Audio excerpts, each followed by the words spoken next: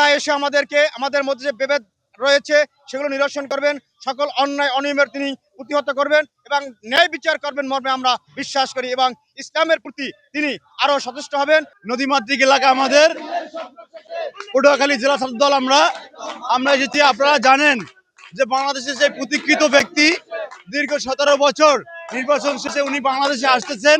আমাদের আবেগের জায়গা আমরা আসলে প্রকাশ করতে পারতেছি না। সেই ব্যক্তি আজকে বাংলাদেশে আসছে, আমাদের বিএনপির ভারপ্রাপ্ত চেয়ারম্যান, বাংলাদেশ জাতীয়তাবাদী ছাত্র দল সাংগঠনিক অভিভাবক জনাব তারেক রহমান আজকে বাংলাদেশে আসছেন। আমরা সেই দক্ষিণ অঞ্চল থেকে পটুয়াখালী জেলা নদীমাতৃক এলাকা থেকে আমরা ঢাকাতে এসেছি তারেক রহমানকে বরণ করার জন্য। ধন্যবাদ সবাইকে। আমরা একটা বার্তা দিতে চাই যে আগামী গণতন্ত্র প্রতিষ্ঠার জন্য দেশনায়ক জনাব তারেক রহমানের অতি প্রয়োজনে বাংলাদেশে এবং ইনশাআল্লাহ একটি সুষ্ঠু নির্বাচনের মাধ্যমে তিনি ক্ষমতার্পণ করবেন, এই বাংলাদেশের গণতন্ত্রের নেতৃত্ব দিবেন।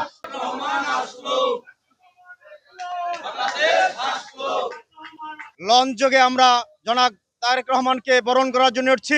দীর্ঘ 17 বছর পর নির্বাচনে থাকার পরে তিনি মা মাটি ডাকে বাংলাদেশে পা রাখবেন। আমরা তাকে বরণ করার জন্য আলেম ওলামা সহ বাংলাদেশ জাতীয়তাবাদী সকল স্তরের নেতা কর্মীরা একাত্র হয়ে তাকে আমরা 300 ফিটে বরণ করার জন্য প্রতীক্ষায় আছি। আমরা তার দেশে আসাকে স্বাগতম জানাই এবং দীর্ঘ অপেক্ষার অবসান হবে বলে আমরা মনে করি এবং রাজনীতির একটা মাইল ফলক দৃষ্টান্ত প্রতিষ্ঠিত হবে এবং সকল ভেদাভেদ ভুলে গিয়ে আমরা আগামী নির্বাচনে জনাব তারেক রহমানের হাতকে শক্তিশালী করে দানের শীষে ভোট দিয়ে তাকে জয়যুক্ত করে রাষ্ট্র ক্ষমতায় আনতে চাই ইনশাআল্লাহ।